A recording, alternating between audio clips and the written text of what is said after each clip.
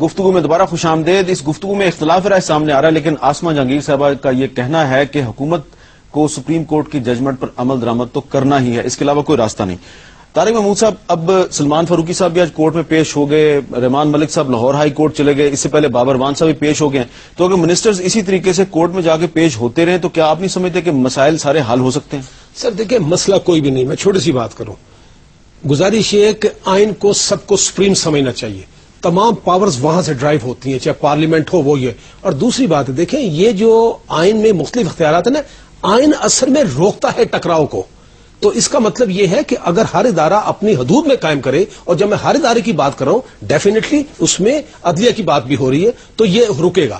دوسری گزارش یہ کہ دیکھیں کرپشن کی یا دوسری یا یہ کہ ایکسپیکٹیشن کی بات کر رہے ہیں. دیکھیں میں چونکہ یہاں پر پرمنٹ پریکٹس کرتا ہوں اسلام آباد میں، اللہ معاف کرے ہم نے وہ وقت بھی دیکھا جب کورٹ نمبر 1 میں کروڑوں کا کاروبار ڈیلی ہوتا تھا، اور سچی بات ہے بڑی مایوسی بھی ہوتی تھی. کون سا دور تھا؟ ڈوگر زمانے میں، اس سے پہلے جس کی آج آپ پہ نیوز میں اور جنگ میں لمبی لمبی کہانیاں بھی ہیں، اور کوئی آدمی شرمندہ نہیں ہے. گزارش ہے آج میرا خیال کوئی دشمن بھی یہ بات تو نہیں کر رہا ہمارے لیے. دیکھیں ہم بالکل کوئی ایک قسم بام شیل والا کام نہ کریں، آہستہ آہستہ دیکھیں نا، کم سے کم وہ چیز تو رک رہی. اور ایک کوئی چھوٹی بات نہیں ہے ہمارے جیسے لوگوں کے لیے. گزارش یہ ہے کہ اس میں تھوڑا سا ہم کو یہ ٹھیک ہے کچھ تحفظات ہیں. مثال کے طور پر جو اصل چیلنج ہے نا سپریم کورٹ کے لیے وہ یہ ہے کہ فوری طور پر جتنی بھی سپیریئر کورٹس میں جو ویکینسیز خالی ہیں ان کو فوری طور پر فل کرنا چاہیے. یہ ایک سپریم کورٹ میں چیلنج ہے. جتنی جلدی کام کریں گے اتنی جلدی نیچے کام ہوگا. اچھا آسمہ جہانگیر صاحبہ، آپ یہ بتائیے کہ کیا تمام تر آپ کے تحفظات کے باوجود آپ اس بات کو تسلیم کریں گی کہ عبدالحمید ڈوگر کے زمانے کی سپریم کورٹ اور آج کی جو سپریم کورٹ ہے اس میں یہ فرق ہے کہ پہلے بہت کرپشن ہو رہی تھی، اب کرپشن تو کم از کم نہیں ہو رہی؟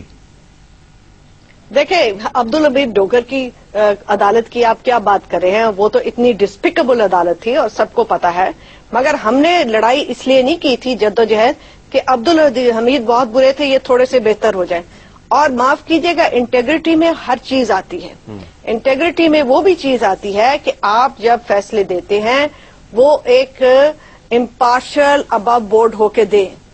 میں آپ سے یہ کہنا چاہتی ہوں کہ یہ بھی شارٹ آرڈر کے جو زمانے ہیں یہ بڑے پچھلے صرف الجہاد سے آنے شروع ہوئے ہیں.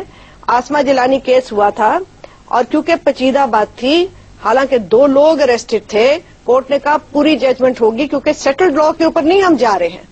تو یہ بھی جو نئی چیز ہے جو سیٹلڈ لا کے اوپر نہیں ہے، تو آپ اس کی ریزننگ کیسے آپ نے، بھائی یہ جو قانون ہوتا ہے اورل ہسٹری نہیں ہوتی ہے، یہ ایک ریزننگ ہے، ہم اس میں ٹرینڈ ہوتے ہیں. تو معاف کیجئے گا، میں کرد صاحب کے ساتھ بالکل اس چیز میں ہوں.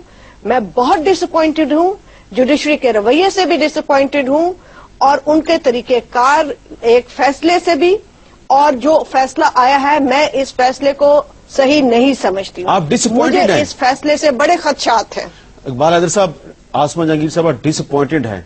یہ ان کی رائے ہے، میں اس پر کچھ نہیں کہہ سکتا، ان کا حق ہے. کوئی آپ ایسے دلائل دینا ان کی ڈس اپوائنٹمنٹ ختم ہو جائے. صرف یہ سمجھتا ہوں کہ اس پر تو کوئی 2 رائے نہیں ہے کہ این آر او کلنک کا ٹیکہ ہے، اور اب جبکہ این آر او انلیگل قرار دے دیا گیا اور تمام اس کے متاثرین جو ہیں ان کو کہا گیا کہ وہ اس میں سے، ہاں بائی دا وے ایک اور تاثر کہ سیاستدان تو اس میں ہیں ہی 1-2 درجن، زیادہ تر تو بیوروکریٹ ہیں اور نان بیوروکریٹ اور بزنس مین ہیں. اگر اب اس کلنک کے ٹیکے کو سے منہ کو صاف کرنے کا ایک گولڈن اپارچونٹی دی ہے سپریم کورٹ نے کہ آپ عام عدالتوں میں جائیں، اور جس طریقے سے